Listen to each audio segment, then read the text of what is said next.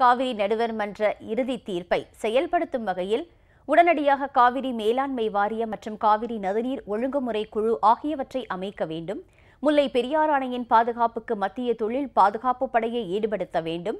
மாநிலங்களுக்கு இடையிலான தீபகற்ப நதிகளை தேசியமயமாக்குவதன் மூலம் நீர்வளம் பெருமளவில் பயன்படுத்திக் கொள்ள முடியும் என்பதால் குறிப்பிட்ட கால வரம்பிற்குள் இத்திட்டத்தை செயல்படுத்த அரசு தீவிர கவனம் செலுத்த வேண்டும்.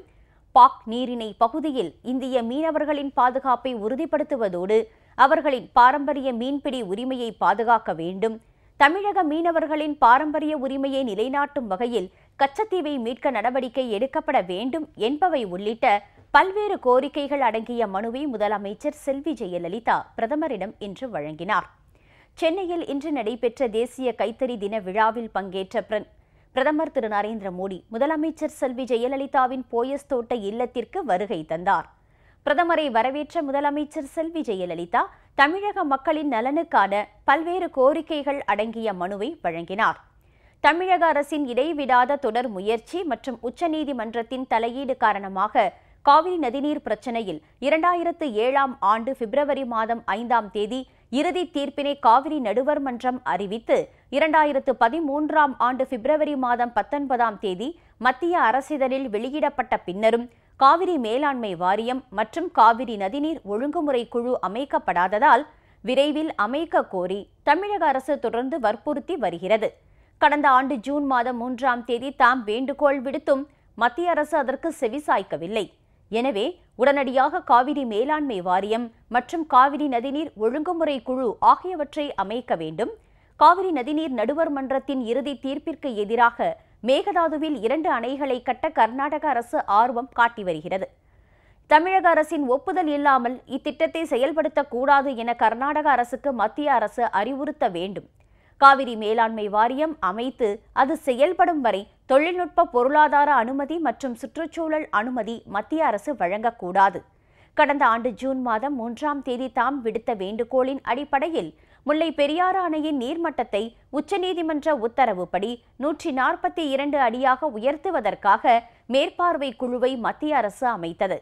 அணையில் 142 அடி தண்ணீரை தேக்கி வைக்க வசதியாக அணையிலிருந்து மிகுதியான தண்ணீர் வழிந்தோடும் வடிகாலின் மதகுகளை கடந்த ஆண்டு ஜூலை மாதம் 17ஆம் தேதி தமிழக அரசு மூடியது.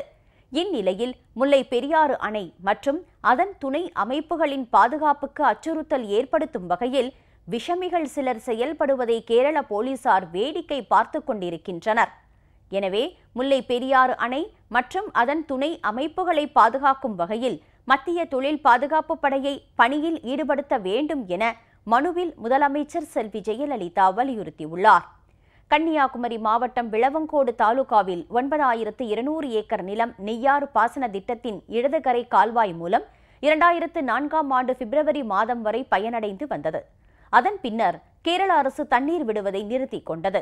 இதுகுறித்து கடந்த ஆண்டு ஜூன் மாதம் 3ஆம் தேதி வழங்கப்பட்ட தமது மனுவில் நெய்யாறு அணையிலிருந்து தமிழகத்திற்கு மீண்டும் தண்ணீர் திறந்துவிட கேரள அரசுக்கு உத்தரவிட வேண்டும் என மத்திய அரசுக்கு கோரிக்கை வைக்கப்பட்டது.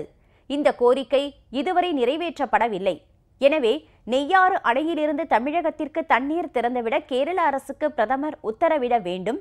தீபகற்ப நதிகளை இணைப்பது தொடர்பாக சிறப்பு குழு ஒன்றை அமைக்க மத்திய அரசு நடவடிக்கை எடுத்திருப்பதற்கு நன்றி தெரிவிக்கும் வேளையில் மாநிலங்களுக்கு இடையிலான தீபகற்ப நதிகளை தேசியமயமாக்குவதன் மூலம் நீர்வளம் பெருமளவில் பயன்படுத்திக் கொள்ள முடியும் என்பதால் குறிப்பிட்ட கால வரம்பிற்குள் இத்திட்டத்தை செயல்படுத்த அரசு தீவிர கவனம் செலுத்த வேண்டும் என்ற தமிழக அரசின் கோரிக்கையை மத்திய அரசு தீவிரமாக பரிசீலிக்க வேண்டும்.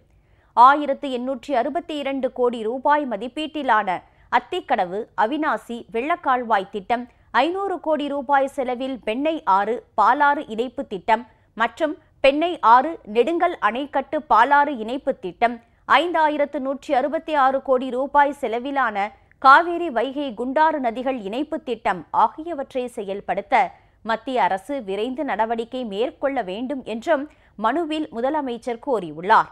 தமிழக மீனவர்கள் மீது இலங்கை கடற்படையினர் தாக்குதல் நடத்துவது தொடர்கதையாக உள்ளது. இது தொடர்பாக 2011ஆம் ஆண்டு மே மாதத்திலிருந்து முந்தைய பிரதமருக்கு 41 கடிதங்களும் தற்போதைய பிரதமருக்கு 24 கடிதங்களும் எழுதப்பட்டுள்ளது. இத்தாக்குதல் சம்பவங்கள் தமிழக மீனவர்களிடையே கொந்தளிப்பை ஏற்படுத்தியுள்ளது. இரு நாட்டு மீனவர்களும் இப்பிரச்சினை தொடர்பாக 3 முறை பேச்சுவார்த்தை நடத்தியுள்ளனர். எனினும் பாக் நீரிணைப்பு பகுதியில் தமிழக மீனவர்களின் மீன்பிடி உரிமையை இலங்கை மீனவர்கள் ஏற்கவில்லை. 23 படகுகளுடன் 31 தமிழக மீனவர்கள் இலங்கையில் சிறை வைக்கப்பட்டுள்ளனர். அவர்களை விடுவிக்க தூதரக வாயிலாக மத்திய அரசு நடவடிக்கை மேற்கொள்ள வேண்டும். மேலும் பாக் நீரிணையில் இந்திய மீனவர்களின் பாரம்பரிய மீன்பிடி உரிமைகளையும் அவர்களின் பாதுகாப்பினையும் உறுதிப்படுத்த மத்திய அரசு நடவடிக்கை எடுக்க வேண்டும். கச்சத்தீவு தொடர்பான 1974 மற்றும் 1976 வருட ஒப்பந்தங்களை ரத்து செய்துவிட்டு தமிழக மீனவர்களின் பாரம்பரிய மீன்பிடி உரிமையை நிலைநாட்டும் வகையில் கச்சத்தீவை மீட்க வேண்டும். பல்வகை மீன் வளத்திற்காக 1520 கோடி ரூபாய் மதிப்பீட்டிலான விரிவான சிறப்பு திட்டத்தை செயல்படுத்த வேண்டும். ஆழ்கடலில் மீன்பிடிக்கும் சிறிய படகுகளுக்கு உதவிடும் வகையில் 80 கோடி ரூபாய் செலவில் நடுக்கடலில் தாய் கப்பல் நிறுத்தப்பட வேண்டும். இயந்திர படகுகளுக்கான அதிவேக டீசல் மீதான மத்திய கலால் வரியை படகு உரிமையாளர்களுக்கு திரும்ப வழங்குவது குறித்து பரிசீலிக்க வேண்டும். அடுத்த 5 ஆண்டுகளில் அனைத்து பாரம்பரிய மீன்பிடி கலங்களை இயந்திர படகுகளாக மாற்ற வசதியாக ஆண்டு ஒன்றுக்கு 9 கோடி ரூபாய் வழங்க வேண்டும். ராமநாதபுரம் மாவட்டம் ராமேஸ்வரம் மற்றும் மூக்கையூர் மீன்பிடி துறைமுகங்களிலும் திருவள்ளூர் மாவட்டம் எண்ணூர் மீன்பிடி துறைமுகத்திலும் கட்டமைப்பு வசதிகளை ஏற்படுத்த 420 கோடி ரூபாய் தேவைப்படுகிறது. கடந்த மார்ச் மாதம் 13ஆம் தேதி மூக்கையூர் மீன்பிடி துறைமுகம்